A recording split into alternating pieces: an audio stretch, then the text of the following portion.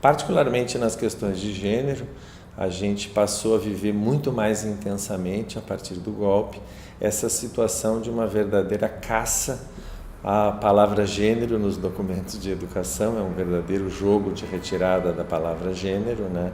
E ao mesmo tempo um certo clima de pânico moral de que as escolas, o sistema de ensino como um todo, né, ele estaria se encarregando de mudar o gênero das pessoas, que é obviamente um discurso assim alarmista, mas que parece produzir efeito numa certa parcela da população, como se as professoras e os professores, se dedicassem durante as aulas a trocar o gênero das crianças, etc. e tal, né?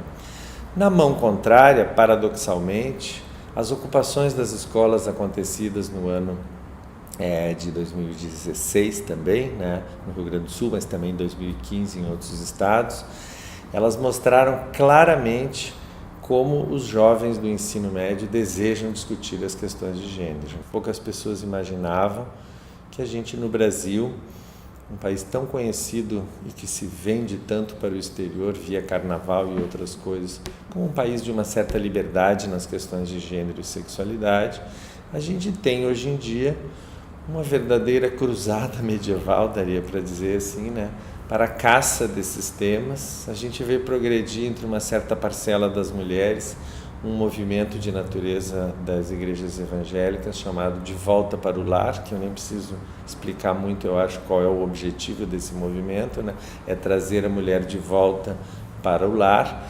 Assim, e ao mesmo tempo a gente teve, por exemplo, no último vestibular da URGS, aqui onde eu trabalho, 7.000 mulheres mais do que homens inscritos, e pelo 20º ano consecutivo ingressam mais mulheres do que homens no ensino superior. O Brasil não está fácil de explicar, nem para nós e muito menos para os estrangeiros, com essas polaridades todas, e que eu vejo que tem nos temas de gênero e sexualidade, temas que eu estudo há muitos anos, né? Tem nesses temas um verdadeiro campo, né, fértil para isso que eu chamo de pânico moral. A gente tem um conjunto de legislação que foi aprovado depois de 1988, né, da Constituição, e um conjunto de acordos internacionais que o Brasil subscreveu, das Nações Unidas e outros acordos do Mercosul e tudo, que trouxeram os temas de gênero e sexualidade como temas importantes no aprendizado escolar, né? Então eles estão lá por disposição constitucional e legal. A gente teve também nos últimos anos, isso nos últimos 10 a 15 anos, uma vigorosa produção de livros voltados para o público juvenil e infantil também, né? Há que se dizer que o Brasil, acompanhando outros países, ele tem hoje em dia uma produção de histórias infantis, onde não necessariamente a princesa casa com o príncipe no final, e aonde não necessariamente tendo casado com o príncipe eles vivem felizes para a vida inteira, né? E a gente tem uma coisa que é a demanda dos próprios alunos para que esses temas sejam discutidos. Muitas vezes eu vejo nesses movimentos como ideologia de gênero, né, uma acusação aos professores de que eles levaram esse tema para lá. E nas minhas entrevistas pelas escolas, ontem mesmo eu entrevistei de manhã numa escola estadual, de tarde em outra, fazendo trabalho de campo, né? Os alunos apontam o celular, as suas redes sociais, as relações na própria escola, como sendo os lugares onde eles trocam informações e unanimemente dizem que a escola deveria tratar deste tema, né? Então a gente tem a escola, especialmente a escola pública hoje em dia, muito conflituada com isso.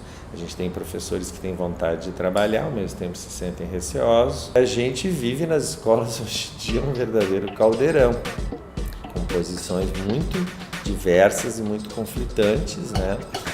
Mas as pesquisas de opinião feitas pelos grandes jornais, feitas pelo Ibope, por uma série de outras, elas mostram que as famílias no Brasil desejam que a escola trate desse assunto. Isso é uma coisa interessante. Nós passamos, digamos assim, muito tempo e até hoje achando que as construções de gênero e sexualidade elas dependiam talvez unicamente de disposições orgânicas, né? Ou seja, a gente examina um corpo e vê que nesse corpo, como o meu, por exemplo, tem próstata, testículo, pênis, entende?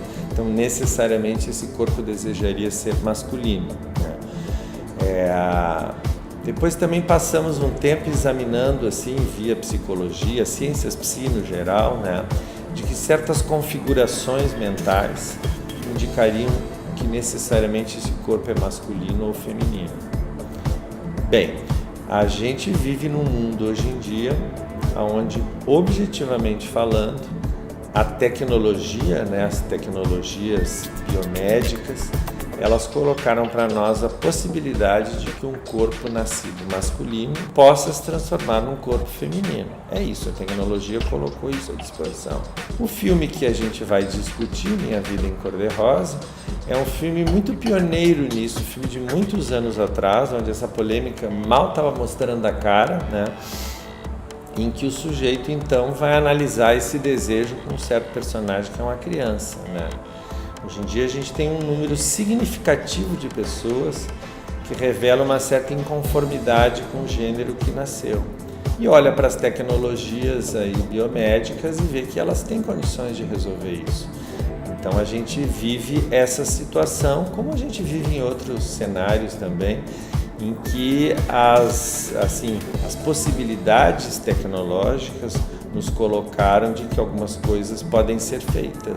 É claro que essas coisas eu admito que elas provocam polêmica hoje em dia, mas eu acho que o melhor modo de lidar com a polêmica não é retrocedendo a uma suposta certeza sobre o corpo, é enfrentando essa discussão.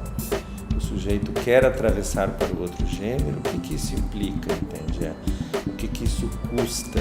O que vai lhe trazer de possibilidades de viver? Ele vai viver melhor, não vai viver melhor, sei lá. Então, analisar sobre esse aspecto. Então, no dia 24 de maio, 19 horas, a gente vai ter a oportunidade de ver o filme que se chama Minha Vida em Cor-de-Rosa, que é um filme muito pioneiro nessa discussão dos temas de atravessamento de gênero e sexualidade, e depois fazer um debate sobre ele.